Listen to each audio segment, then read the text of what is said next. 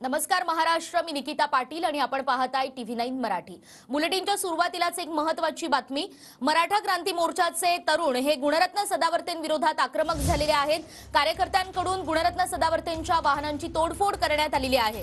मुंबईतील crystal tower परिसरामध्ये उभ्या असलेल्या सदावर्तेंच्या वाहनाची तोडफोड करणारी ही दृश्य कॅमेऱ्यामध्ये कैद झालेली आहेत आणि मराठा क्रांती मोर्चाच्या कार्यकर्त्यांकडून यावेळी जोरदार घोषणाबाजी सुद्धा करण्यात आली आणि वाहनांची तोडफोड करणाऱ्या तरुणांना पोलिसांनी सध्या ताब्यात घेतलेला आहे।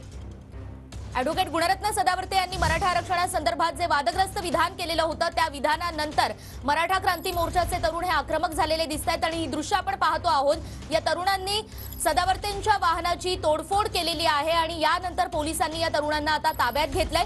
गुणरत्न सदावर्ते यांनी मराठा आरक्षणाला विरोध केलेला आहे, विरोधाची भूमिका घेतलेली आहे आणि काही वादग्रस्त विधाने सुद्धा त्यांनी आतापर्यंत केलेली आहे आणि याच सगळ्याचा परिणाम म्हणून मराठा क्रांती मोर्चाच्या तरुणांकडून सदावर्ते यांच्या वाहनांची तोडफोड करण्यात आली आहे आणि ही तोडफोड करतेवेळी एक मराठा लाख मराठा अशा घोषणा सुद्धा देण्यात आलेल्या आहेत। विशेषतः मंगेश साबळे असं तोडफोड करणाऱ्या या तरुणाचं नाव आहे आणि त्याच्यासह आणखीही इतर काही तरुणांना पोलिसांनी आता ताब्यात घेतलेला आहे। क्रिस्टल टॉवर परिसर आहे हा मुंबईमधला आणि या परिसरामध्ये सदावर्तेंची जी वाहनं उभी होती त्या वाहनांची ही तोडफोड करण्यात आलेली आहे। ही सगळी दृश्य आपण पाहतो आहोत। TV9 मराठीवर ही एक्सक्लुसिव्ह दृश्य आपण पाहतो आहोत। खरं तर जरांगे पाटलांनी आवाहन केलं होतं आणि आश्वासन सुद्धा दिलं होतं की मराठा क्रांती मोर्चाला कुठेही गालबोट लागणार नाही, शांतीत ही क्रांती केली जाईल आणि शांततेत हे सगळं आंदोलन केलं जाईल। मराठा तरुणांनो, तुमची माथी भडकवू नका असं आवाहन सुद्धा त्यांनी वेळोवेळी आपल्या सभांमधून आपल्या भाषणांमधून केलंय। मात्र आपण पाहतोय मुंबईमध्ये मराठा तरुण आक्रमक झालेले आहेत आणि मराठा क्रांती मोर्चाचे कार्यकर्ते गुणरत्न सदावर्तेंविरोधात आक्रमक। सदावर्तेंच्या वाहनांची मराठा क्रांती मोर्चाच्या कार्यकर्त्यांकडून तोडफोड। मुंबईतील क्रिस्टल टॉवर परिसरात जी वाहनं पार्क करण्यात आलेली होती सदावर्तेंची त्या वाहनांची तोडफोड करण्यात आली आहे। मंगेश साबळे असं तोडफोड करणाऱ्या या तरुणाचं नाव आहे। आक्रमक कार्यकर्त्यांकडून एक मराठा लाख मराठाच्या घोषणा सुद्धा यावेळी देण्यात आल्या। तर वाहनांची तोडफोड करणाऱ्या कार्यकर्त्यांना पोलिसांनी आता ताब्यात घेतलेलं आहे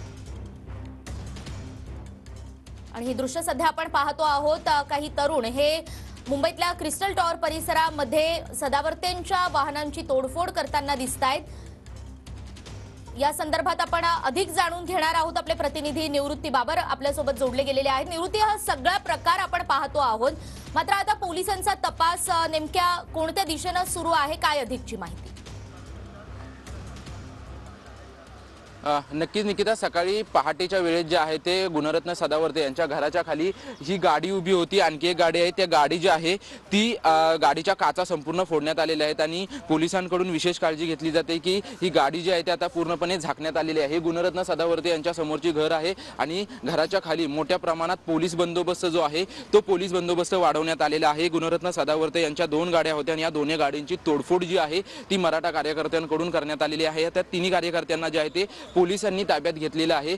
या ठिकाणी जे आहे ते मोठ्या प्रमाणात पोलीस बंदोबस्त जो आहे तो बंदोबस्त देखील तैनात करण्यात आलेला आहे।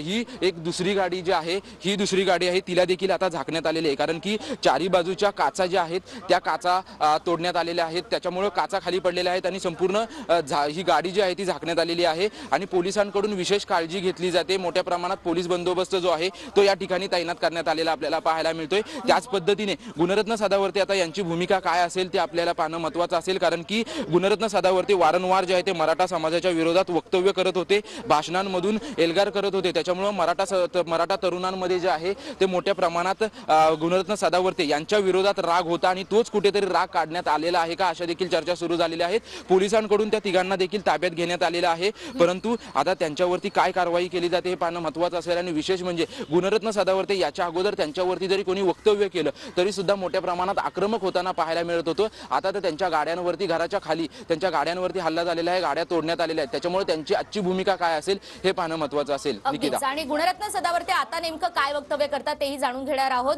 धन्यवाद निवृत्ती या सगळ्या सविस्तर माहितीसाठी। आणि हे